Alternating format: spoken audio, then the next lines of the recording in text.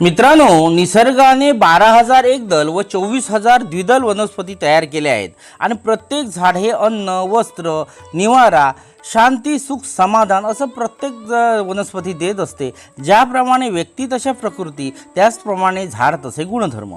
मित्रांनो, एकाच जमिनीत जर आपण चंदन लावला तर सुगंध देतो आणि काजरा लावला तर विष ओकतो. पण प्रत्येकाचा माणसाला उपयोग होतच असतो आणि राशीनुसार व नक्षत्रानुसार माणसाला जर त्या झाडाचे सानिध्य घेतले तर त्याला खूप फायदा होतो. त्याचप्रमाणे योग्य मांडणी केलेल्या बागेला जी नक्षत्रबाग असे म्हटलं जातं त्याचाही त्याला उपयोग होतो. खगोलशास्त्र, ज्योतिषशास्त्र आणि निसर्ग याचा मेळ घालून तयार केलेली एक विशेष प्रकारची बाग म्हणजे नक्षत्रबाग होय. आणि ज्योतिषशास्त्रानुसार आपण बघाल तर 27 नक्षत्र आहेत आणि प्रत्येक नक्षत्राचा संबंध हा विशिष्ट झाडाशी जोडलेला आहे. आपल्याला 12 राशीच्या क्रमानुसार केंद्रस्थानी सूर्याला ठेवून गोलाकार पद्धतीने मांडणी करून आपल्या राशीच्या झाडाची जर लागवड केल्यास आणि त्या झाडाखाली जर आपण बसून जर ध्यान केलं किंवा नुसतं बसलो तरी मनशांती मिळते आणि म्हणून या उद्यानाला राशी उद्यानही असं म्हटलं जातं. नमस्कार मित्रांनो, मी प्राध्यापक विनायक ठाकूर, कृषी तंत्र निकेतन देवगड या युट्यूब चॅनलमध्ये तुमचं सगळ्यांचं मनापासून स्वागत. मित्रांनो, आपल्यासोबत निलेश देसाई साहेब आहेत आणि यांचं तुम्ही जर बघाल तर नक्षत्रवन आणि नक्षत्रवनासंदर्भात आपण एक जुजबी आणि महत्त्वपूर्ण माहिती घेणार आहोत त्यांच्याकडून आणि ती तुम्हाला नक्की आवडेल. मित्रांनो, नक्षत्रवन म्हणजे काय, नक्षत्रवनासाठी कशी झाडं लावली जातात, नक्षत्रवनाची रचना कशी असते, या संपूर्ण विषयाचा आज या आपण व्हिडिओमध्ये संपूर्ण माहिती घेणार आहोत. तुम्हाला नक्कीच आवडेल आणि व्हिडिओ आवडल्यास नक्की लाईक करा, कमेंट करा आणि शेअर पण करा. आणि सगळ्यात महत्त्वाची गोष्ट, हे आपल्या कुडाळमध्ये तांबळ येथे आहे आणि नक्की जरूर तुम्ही येऊन त्यांच्याकडून माहिती आणि त्यांची नक्षत्रवनाची संपूर्ण माहिती आणि संपूर्ण परिसर तुम्ही नक्की बघा. तुम्हाला तो नक्की आवडेल आणि तुम्ही एक पर्यटन ॲग्रो टुरिझम म्हणून तुम्ही नक्की एकदा भेट द्या आणि तुम्हाला त्याचं समाधान नक्की मिळेल आणि त्या संदर्भात तुम्ही घरच्या घरी सुद्धा नक्षत्रवन करू शकताय. धन्यवाद. नमस्कार, मी निलेश देसाई तांबाळमध्ये काम करतो. मी आता तुम्हाला नक्षत्रवनाबद्दल माहिती देणार आहे. तर हे जे आहे, तुम्ही आता तांबाळमध्ये आलेला आहात तर इथे एक नक्षत्रवन म्हणून एक आराखडा तयार केलेला आहे. याला नक्षत्रवन म्हणतात.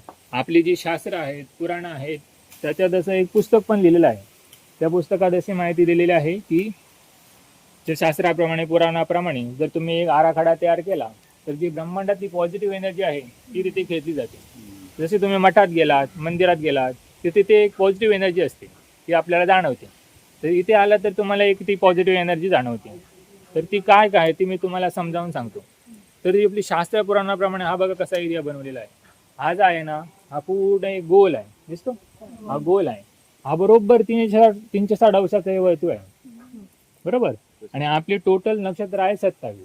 तर त्या टोटल 27 नक्षत्रांचे हे बघा असे 27 भाग केलेले आहेत. बरोबर 27 भाग आहेत आणि प्रत्येक नक्षत्राचा एक आराध्य वृक्ष असतो. प्रत्येक नक्षत्राला एक आराध्य वृक्ष आहेत. ते बघा, प्रत्येक झाड कसं बघा एक्युरेट असं काटकोनात बसलेलं आहे, इकडे तिकडे नाही, बरोबर ते 90 अंशाच्या कोणात बसलेलं आहे, जेणेकरून ती ऊर्जा असेल ती आकर्षित झाली पाहिजे. तर त्याच्याप्रमाणे आता तुम्हाला एका झाडाची तुम्हाला मी माहिती सांगतो. त्या झाडाच्या खाली सगळे डिटेल लावलेले आहेत. जर तुमचं नक्षत्र माहीत असेल तर तुमचे ते डिटेल मॅच होणार आहे. हे नक्षत्र आहे पूर्व फाल्गुनी. जे 27 नक्षत्र आहे त्याच्यापैकी हे एक नक्षत्र आहे, बरोबर. हे पूर्व फाल्गुनी नक्षत्र झाले. त्याचा आराध्य वृक्ष आहे पळव. मग ही त्याची इंग्लिश नाव आहे, संस्कृत नाव आहेत आणि हिंदी नाव आहे, बरोबर. आपली आता बघा, आपली कुलदेवता एकच आहे, इष्टदेवता एकच आहे, ग्रामदेवता पण एकच आहे आणि सद्गुरू पण एकच असतो. आपण जो मंत्र घेतो, दीक्षा घेतो, तो सद्गुरू एकच असतो. बरं, ह्या नक्षत्राच्या मांडण्यासाठी हा मंत्र दिलेला आहे. विशिष्ट त्याच्यासाठी तो मंत्र पेशल आहे, तो देवता पेशल आहे. त्याची त्याने उपासना केली, मंत्र जप केला तर त्याला त्याचं जास्त पुण्य भेटतं. तर हा जो मंत्र आहे, देवता आहे, भगदेवता आहे. या नक्षत्राचा देवता कुठचा आहे? भगदेवता. मग त्याचा मंत्र आहे ओम भगवते नमः. गण मनुष्य गण आहे, तत्व अग्नितत्व आहे. आपलं शरीर आहे ना, हे पंचतत्वापासून बनलेलं आहे. हे बघ, ही 5 बोटं म्हणजे 5 तत्व आहेत: अग्नी, वायू, आकाश, पृथ्वी आणि जल. मग हा जो मंत्र आहे ना, ओम भगवते नमः, हा मंत्र तुम्ही जप करायचा आहे. इथे या झाडाखाली बसून 108 वेळा किंवा यथाशक्ती जेवढा जो जमेल तेवढा जप करायचा. आणि जी आपली इच्छा असते, मनोकामना असते, ती या झाडाला सांगायची, बरोबर. मग ते झाड तुमचं इथे आहे पृथ्वीवर आणि तुमची नक्षत्र देवता ही कुठे आहे? हिवर आकाशात आहे, हे ग्रह रूपात आहे पूर्व फाल्गुनी. मग तुमची जी इच्छा, मनोकामना, जे काही तुम्ही इथे बोलता या झाडाला सांगता, ती तुमच्यावर जे ग्रहरूपात नक्षत्र आहे तिथपर्यंत पोहोचवते, त्याच्या हृदयापर्यंत पोहोचवते. ते जो आम्ही मागणं असेल, तुमची मागणी जी काय असेल ना, ती तुमची तिथपर्यंत पोहोचते. म्हणजे हा एरिया तुमचा शास्त्राप्रमाणे पुराणाप्रमाणे बनवल्यामुळे जे काय असेल ते डायरेक्ट तिथपर्यंत पोहोचते. आता बघा समजावून सांगतो. आता तुमच्याकडे मोबाईल आहे बरोबर, जर तुम्हाला कॉल करायचा असेल तर त्याला टॉवर पाहिजे, टॉवर शिवाय तो कनेक्ट होणार नाही. तसं हा तुम्हाला टॉवर आहे, हा तुम्हाला जोडून देते, एक व्हायब्रेशन होते. तुम्ही एखादा जरी मंत्र केला तर तुम्हाला तो जॉईन करतो, तिथपर्यंत डायरेक्ट ते पोहोचतं, अटकत नाही, निगेटिव्ह एनर्जी कट करत नाही.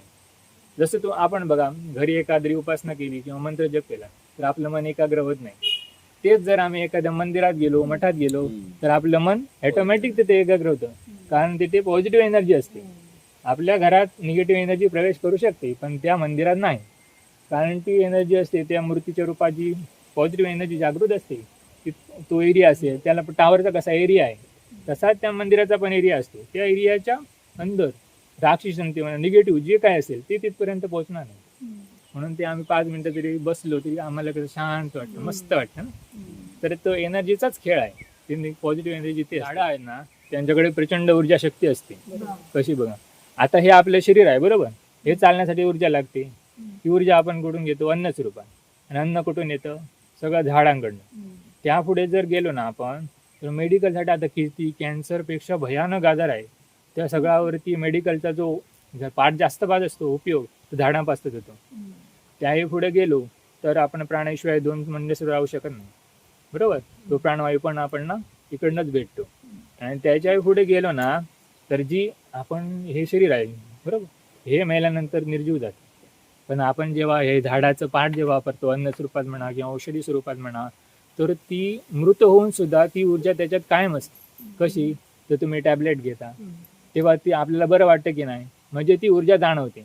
म्हणजे मृत झाल्यानंतर शिवा ती ऊर्जा त्याच्यात कायम जाणवते, ती त्याच्यात जागृत राहते. तर त्या यंत्रशास्त्रा यंत्र ऊर्जा, आता मंत्रात आपण मंत्र बोललो का आपली मंत्र ऊर्जा जागृत होता.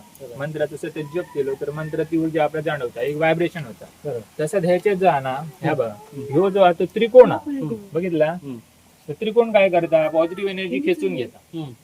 आता तुम्ही आपल्या सायन्सला सांगता किंवा वैज्ञानिक सांगतात, हे वास्तुशास्त्रवाले, की तुम्ही घरात पिरॅमिड ठेवा. तो पिरॅमिडचा आकार त्रिकोण असता, त्रिकोण ऊर्जा खेचता. तसं जो सूर्यनारायण ना तो त्रिकोणाचा, तो ऊर्जा खेचता. आणि ह्या बघा वरती बघितला, वरचा जो आकार कसा त्रिकोण, तो कशासाठी? पिरॅमिड. तो कशासाठी? तो ऊर्जा खेचायसाठी. अशी ती त्याची घरा बनवायची अगोदर.